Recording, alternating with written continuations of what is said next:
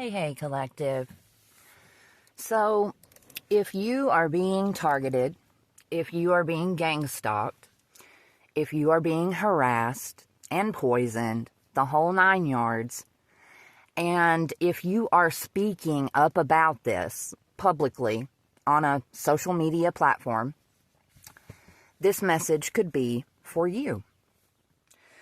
I'm picking up that some of the main perpetrators behind this, they are fed up with you. They are very aggravated with you because every day that passes, you reveal more and more truth. So these people are desperate to shut you up. They are now colluding together behind the scenes to attempt to have you involuntarily held for 72 hours. Like they are claiming that you are in need of a mental evaluation. And this message makes me think of how they have already done this to me. And I honestly can't remember if I've ever talked about this story or not. So I feel compelled to speak about it. Whether I did or not, here I go.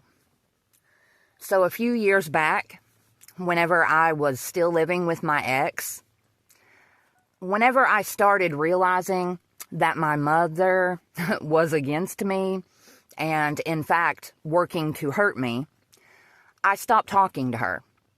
And I mean completely. I wouldn't answer her text messages. I wouldn't answer her whenever she came to my door. For almost like a solid year, I did not speak to the woman. And you have to understand about my mother, she is a raging narcissist and control freak. So whenever you cut off contact with someone like that, they spiral, they don't know what to do. So what she did was she found a judge to sign off on, I don't know if you call it a warrant, I don't know.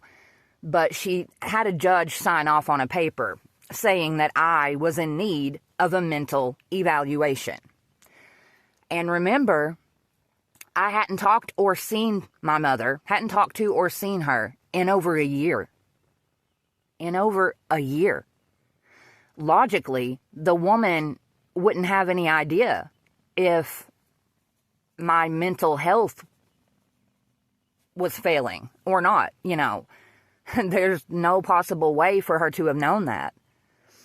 But, I come from a very, very corrupted little town. So I'm sitting at home one day with my dogs, and I get a knock at the door, and there are 4 sheriffs there who come in and tell me, what's up? I have to go to the health department to get a mental evaluation. They handcuff me, my hands behind my back, mind you, and I was completely compliant. I didn't try to argue. I didn't try to fight. It didn't surprise me at this point. So they take me to the health department and they start asking me all of these questions. The purpose there is to determine whether or not you actually need to go to a psych ward, right? And so she starts asking me all these questions there. And the questions were weird. They were probing and they were very deliberate. Like she was attempting to push my buttons to get me to react, because then that would validate everything that my mother said, right? But of course, I was aware of what she was doing, so I remained calm. I answered her questions truthfully, mind you. And then she looks at me and says, "Well, what about your neighbors, Rusty?" And I said, "What do you mean, my neighbors?" And she said, "Well, I've heard that you are fighting with your neighbors, that you are screaming and hollering at them for no reason, and you are just really a menace to your neighbors." And I mean, that just blew me away. because, again, at this point, I was becoming well aware of the gang stalking and the abuse. I was like a shut-in recluse. I didn't even go outside at this point. So I said, ma'am, I have no idea what you're talking about. I don't talk to a single neighbor of mine, let alone do I argue with them. And this woman had the audacity to look at me and say, well, now, Rusty, your mother is the one who told me this. Why would a mother lie about her child? And I said, are you kidding me? Do you not watch the news? Have you never heard of a parent killing their child or children? I was like, you know, lady, it happens. It really does happen.